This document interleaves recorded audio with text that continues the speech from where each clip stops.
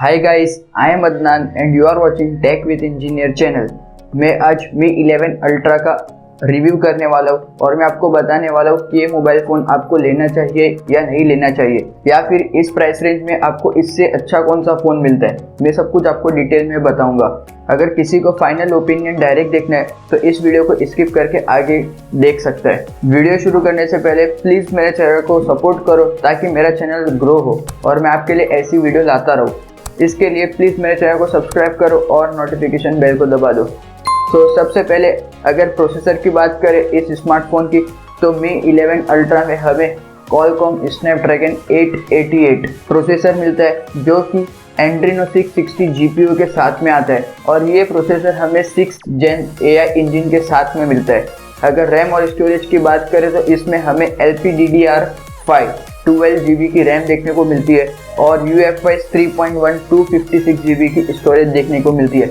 हमें इसमें कोई और अदर वेरिएंट देखने को नहीं मिलता है, सिर्फ इसमें हमें एक ही रैम वेरिएंट और स्टोरेज देखने को मिलता है। अगर डिस्प्ले की बात करें तो इस स्मार्टफोन में हमें 6.81 इंच का WQHD plus AMOLED dot display मिलता है जो कि 120 हर्ट्ज रिफ्रेश रेट के साथ में आता है और हमें इसमें 480 हर्ट्ज टच रेट का भी सपोर्ट मिलता है और ये डिस्प्ले 20:9 एस्पेक्ट रेशो के साथ में आता है और साथ ही साथ इसमें हमें 900 निट्स ब्राइटनेस देखने को मिलती है जो कि ये मी लाइनअप का सबसे ब्राइटेस्ट डिस्प्ले है। अगर कैमरे की बात करें तो इसमें हमें एडवांस ट्रिपल कैमरा सेटअप देखने को मिलता है जिसके अंदर हमें 50 मेगापिक्सल का वाइड एंगल कैमरा और 48 मेगापिक्सल का अल्ट्रा वाइड एंगल कैमरा और 48 मेगापिक्सल का टेलीफोटो कैमरा मिलता है जो कि 120x जूम के साथ में मिलता है। साथ ही साथ इस कैमरा सेटअप के साथ में हमें 2:1 इंच का एक छोटा सा डिस्प्ले भी मिलता है। इस डिस्प्ले के जरिए हम अपने फोटोज को देख सकते हैं कि किस तरह हमारा फोटो आ सकता है। इस डिस्प्ले के जरिए हम कॉल को पिकअप कर सकते हैं, मैसेज रीड कर सकते हैं और बहुत सारे चीज़ें इसके ज़रिए कर सकते हैं। और अगर फ्रंट कैमरे की बात करें तो इसमें हमें 20 मेगापिक्सल का सेल्फी कैमरा मिलता है। अगर बैटरी की बात करें तो इस स्मार्टफोन में हमें 5000 mAh की मैसिव बैटरी मिलती है जो कि 67 वॉट वायर टर्बो टेक्नोलॉजी के साथ में आती है और 67 वॉट वायरलेस टेक्नोलॉजी के साथ में आती है। साथ ही साथ अगर इस मोबाइल फ़ोन का वेट के बारे में बात करें तो ये मोबाइल फ़ोन हमें 234 ग्राम का मिलता है। अगर नेटवर्क एंड कनेक्टिविटी की बात करें तो इसमें हमें 5G नेटवर्क देखने को मिलता है। साथ ही साथ ये स्मार्टफोन Wi-Fi 6 टेक्नोलॉजी के साथ में आता है और Bluetooth 5.2 टेक्नोलॉजी के साथ में आता है। और अगर अदर फीचर्स के बारे में बात करें तो ये स्मार्टफोन IP68 रेटिंग के साथ में आता है जो कि स्प्लैश वाटर और डस्ट रेजिस्टेंट है। और इस स्मार्टफोन में हमें बहुत सारे सेंसर्स देखने को मिलते हैं जैसे आयर ब्लास्टर, एक्सेलेरोमीटर, गायरोस्कोप और बहुत सारे।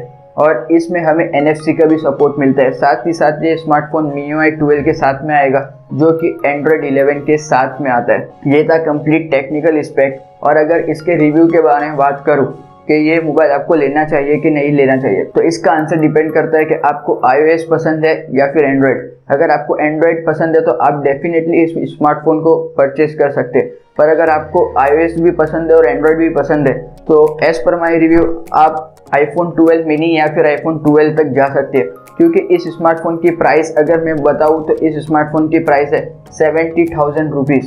इतने प्राइस में आपको iPhone 12 मिनी या फिर iPhone 12 भी मिल सकता है। अगर इस स्मार्टफोन के प्लस पॉइंट की बात करूं तो इसमें 2 प्लस पॉइंट है। पहला प्लस पॉइंट ये है कि इसमें हमें एक बेहतरीन कैमरा सेटअप देखने को मिलता है जो कि नो डाउट आई थिंक ये आईफोन से बहुत ही अच्छा है। इसमें आपको 120x जूम भी देखने को मिलता है। और सेकेंड पॉइंट ये है कि इसमें आपको मैसिव बैटरी मिलती है जिसकी वजह से आप लॉन्ग बैटरी लाइफ तक इसको यूज़ कर सकते हैं। iPhone 12 के अंदर बैटरी बैकअप इतना अच्छा नहीं मिलता है जितना आपको इस स्मार्टफोन में मिलेगा। अब मैं बात करता हूँ आपको ये स्मार्टफोन लेना चाहिए कि नहीं लेना चाहिए। तो मेरे हिसाब से आपको ये स्मार्टफोन नहीं लेना चाहिए, क्योंकि इतने प्राइस में अगर आपको स्मार्टफोन लेना चाहते हो तो आपको इसके अंदर आपको प्राइवेसी भी देखनी पड़ती है। अगर प्राइवेसी की बात करें तो सबसे पहले सबके दिमाग में एप्पल ही आता है और इतने प्राइस में आपको एप्पल का फ़ोन मिल रहा है जो कि iPhone 12 मिनी और iPhone 12 है, तो क्यों आप Xiaomi की तरफ जाओगे। आप इससे अच्छा आप एप्पल के फ़ोन ले लो जिसके अंदर आपको एक बेहतरीन सिस्टम और UI देखने को मिलता है। साथ ही साथ iPhone के अंदर आपको एप्पल का most powerful bionic A14 chip भी देखने को मिलती है। सो अगर मैं फाइनल कंक्लूजन की बात करूँ तो ये डिपेंड करता है कि आपको कौन सा UI और सिस्टम पसंद है। अगर आपको MIUI और एंड्रॉयड पसंद है तो आप डेफिनेटली Mi 11 अल्ट्रा की तरफ जा सकते हो, और अगर आपको iOS और एप्पल पसंद है तो आप डेफिनेटली iPhone 12 मिनी या फिर iPhone 12 खरीद सकते हो। ये था कंप्लीट रिव्यू और कंपैरिजन इस Mi 11 अल्ट्रा का। आई होप आपको ये वीडियो ज़रूर पसंद आई होगी। अगर वीडियो पसंद आई है तो प्लीज़ मेरे चैनल को सब्सक्राइब करो और नोटिफिकेशन बेल को भी दबा लो। साथ ही साथ इस वीडियो को लाइक करो और जितना हो सके इस वीडियो को अपने दोस्त को शेयर करो। अगर आपको कोई और टॉपिक पर वीडियो चाहिए तो प्लीज़ नीचे कमेंट करो, मैं उस पर नई वीडियो जल्द से जल्द बना दूंगा। और मैंने सोशल मीडिया हैंडल डिस्क्रिप्शन में दे दिए, प्लीज़ उसे जाकर फॉलो करो। Thank you.